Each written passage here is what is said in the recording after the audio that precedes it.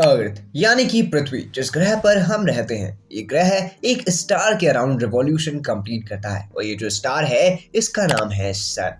लेकिन सबसे खास बात ये पर्टिकुलर सन और ये अर्थ और बाकी सारे प्लैनेट्स मिल करके एक सोलार सिस्टम क्रिएट करते हैं। अब ये जो सोलार सिस्टम रहता है ये गैलेक्सी के अराउंड रिवॉल्व कर रहा है। अब ये जो गैलेक्सी है इसका नाम है द मिल्की वे गैलेक्सी।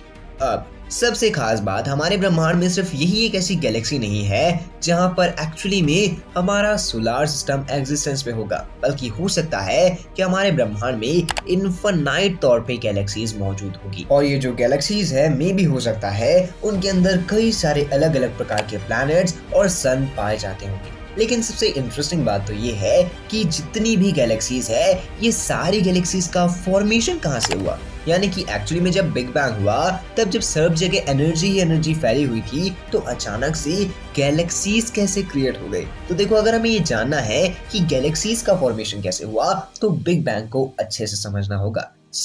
जैसे ही एक छोटी सी सिंगुलैरिटी में विस्फोट होता है तो एक अनंत ब्रह्मांड का फॉर्मेशन चंद सेकंड्स में ही स्टार्ट हो जाता है। अब ये जो पर्टिकुलर यूनिवर्स फैल रहा है ये यूनिवर्स के अंदर मेनली तीन चीजें हैं। पहला है डार्क मैटर, दूसरा एंटी मैटर और तीसरा है मैटर। अब जो मैटर और एंटी मैटर है ये आपस में टकरा करके गायब हो जाते हैं, तो बचा कौन? सिर्फ और सिर्फ डार्क मैटर। और जो बचा हुआ मैटर है जो एक्चुअली में टकराने के बाद बच गया है वो मैटर है। यानी कि अब हमारे ब्रह्मांड में सिर्फ और सिर्फ दो ही मैटर है, एक है डार्क मैटर और एक है मैटर। लेकिन यहाँ पर हमारे ब्रह्मांड में दो और चीजें मौजूद है। पहला है ग्रेविटेशनल फोर्स और दूसरा है डार्क एनर्जी। और सबसे खास बात, ये दोनों एक दूसरे के अपोजिट काम करते हैं। यानी कि जहाँ पर ये जो डार्क एनर्जी है ये चीजों को एक्सपेंड करवा रही है, वहीं पर ये जो ग्रेविटेशनल फोर्स है ये चीजों को पास ला रही है। और लेकिन अब जब हमारा बिग बैंग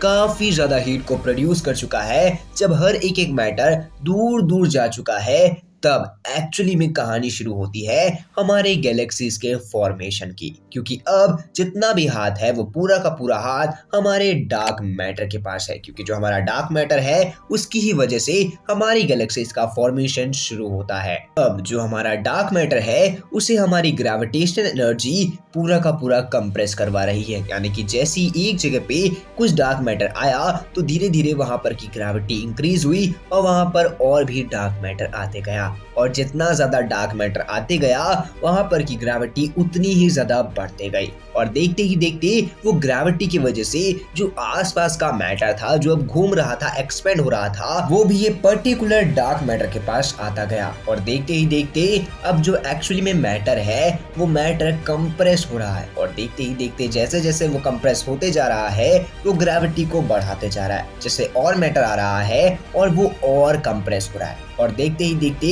वो जो कंप्रेस था वो एक दिन अचानक से एक स्टार बन जाता है। और जैसे ही वो स्टार बनता है तो धीरे धीरे उसकी ग्रेविटी और भी बढ़ती है। और जैसे जैसे उसकी ग्रेविटी बढ़ते जाती है तो वहां पर और भी स्टार फॉर्म होने लगते हैं। और देखते ही देखते हमारा ब्रह्मांड स्टार से भर जाता है। लेकिन तभी वहां पर नेब्यूलाज भी फॉर्म होते हैं। अब ये जो नेब्यूलाज होते हैं ये नेब्यूलाज एक्चुअली में एक गैस के क्लाउड होते हैं। और आजू बाजू जैसे ही नेब्यूलाज फॉर्म होते हैं धीरे धीरे और भी ज्यादा नेब्यूलाज फॉर्म होना स्टार्ट होते हैं, तो वहां पर एक पर्टिकुलर गैलेक्सी बन जाती है। लेकिन सबसे इंटरेस्टिंग बात, अभी जो गैलेक्सीज का फॉर्मेशन हो चुका है इनके बीच में जो स्टार है वो स्टार एक्चुअली में एक ब्लैक होल में बदल जाएगा। और ये जो पर्टिकुलर आजू बाजू का नेबुला है इससे अलग अलग स्टार्स बनेंगे और प्लैनेट्स बनेंगे। और देखते ही देखते ये गैलेक्सी का रूप ले लेगा।